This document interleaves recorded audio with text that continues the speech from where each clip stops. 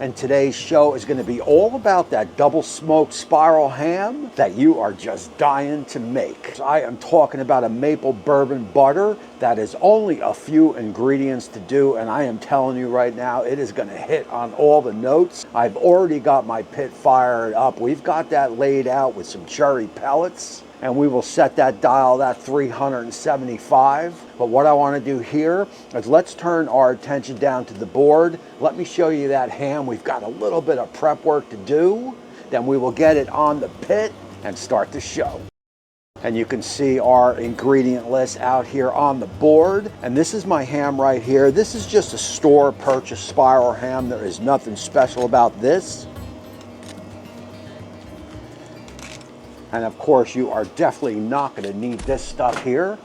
So as you remove it from the package, you want to make sure it is already spiraled out. So you got to be careful with the flappers. Check your bottom and make sure. Some of them have a little bit of a piece of plastic here. This one doesn't, so we are good there. Have yourself a mound of paper towels all ready because you want to start to dry it off. So once you get it dried off, we still have a fairly good amount of moisture on there. You can go with a mustard binder if you'd like. I'm not going to do that. I'm going to go with a honey chipotle barbecue rub. This is going to give me a little bit of a bite that I am looking for. If you don't have this, just pick your favorite rub. Keep in mind that the glaze is going to be on a little bit on that sweet side. So if you can go with something with a little bit of savory or some bite, that'll go perfect.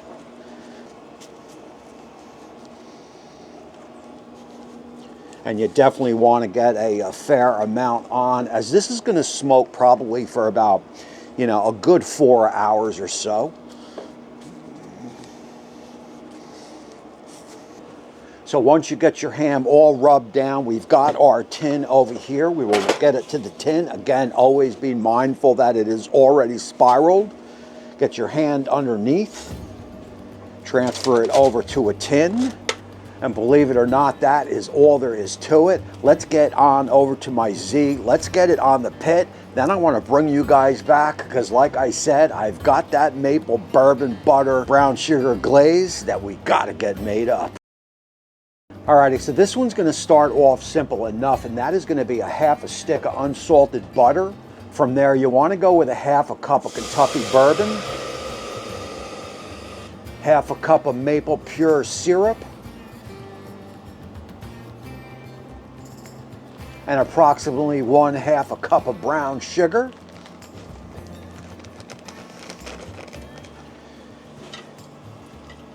And from there, you are basically going to bring this up to a low simmer because you're going to want to thicken it, and that's going to take a little bit. So look, that is all there is to this. We've already got our ham on. We've got our glaze going up to simmer. I will bring you guys back in about an hour or so because we are going to want to turn the ham. You are going to want even cooking, and to do that, you are just going to rotate the ham from time to time. Again, we are looking at probably a good solid 4 hours or so. With that said, I'll see you guys in about an hour. And just like that, we are 1 hour into the cook. And as you could see, we have picked up some nice color on this ham, but we got to be careful. That rub I used does have a little bit of sugars in it, so we are getting a little bit dark in some of the spots. No big deal. Basically, what we are going to do here is we're going to cool that ham down a little bit with a water spritz. Now, you could use apple cider vinegar. You could use water as I'm using here. I don't want to use pineapple juice per se, because again, that has some sugar in it. We are trying to cool it down a little bit. I am just going to let it run for another hour or so. I am okay with those little crispy ends. To me, that is nothing but flavor. But if I feel it is getting too dark, I will at that time cover it with some foil. Other than that, the ham is looking good. Everything is on schedule, and I'll see you guys back here in another hour.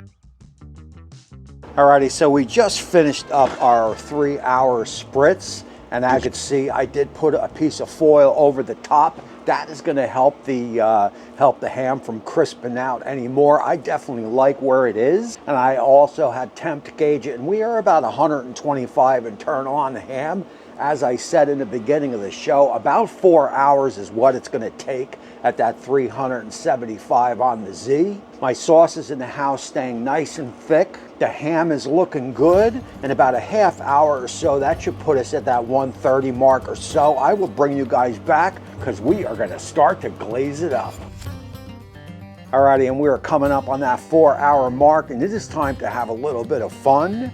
We are about 135 or so on the ham, and we are going to start that glazing process. This is probably going to take about 20 minutes or so. You are going to glaze it, close the hood, glaze it, close the hood, and so forth. You want to bring that ham up to that 140. And make sure you want to get enough glaze on there. You want to just, if you got enough, just kind of pour it over the top and work it in. Make sure you get in all the, get it all inside the spirals if you can.